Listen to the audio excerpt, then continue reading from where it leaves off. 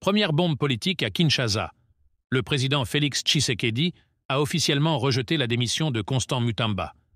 Vous le savez, Constant Mutamba, ministre de la Justice et chef du parti politique DIPRO, avait annoncé sa démission dans un contexte très tendu. Il dénonçait un manque de concertation, des pressions internes et des manœuvres visant à l'écarter des grandes décisions. Beaucoup y ont vu une rupture claire avec la ligne présidentielle.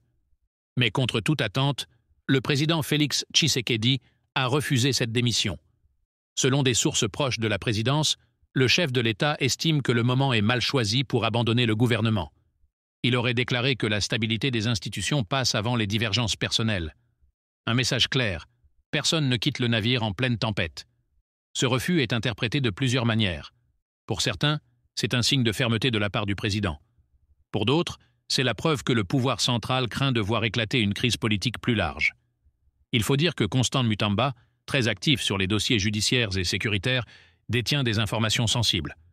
La tension reste palpable. Mutamba, bien qu'empêché de partir, ne semble plus en accord avec sa hiérarchie. Son silence depuis l'annonce du rejet de sa démission intrigue.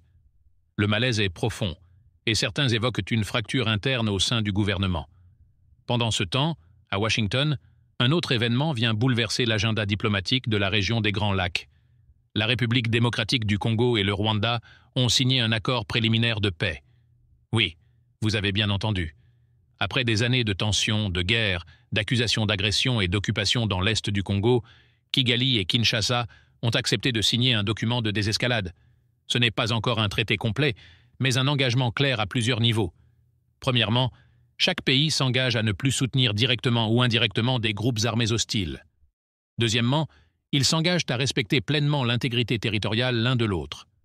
Troisièmement, un mécanisme de suivi permanent sera mis en place pour surveiller les mouvements militaires et favoriser le retour des réfugiés et déplacés. Ce texte a été signé en présence de diplomates américains, de représentants de l'Union africaine et de membres de la communauté internationale.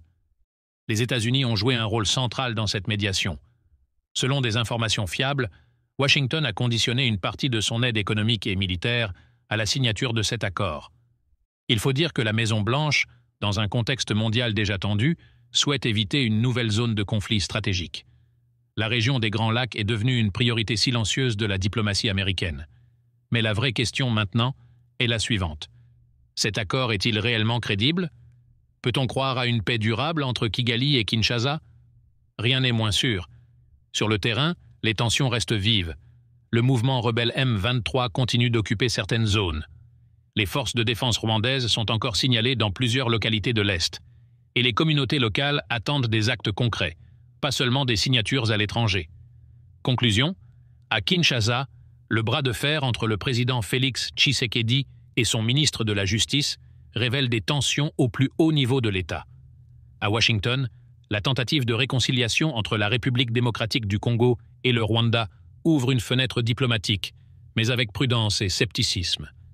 Le jeudi 19 juin 2025 restera donc une journée clé. Un jour de grandes annonces, mais aussi d'incertitudes. Je suis journaliste, et chaque jour, je vous décrypte l'actualité politique et internationale, sans détour. Restez connectés, car la suite s'écrit déjà.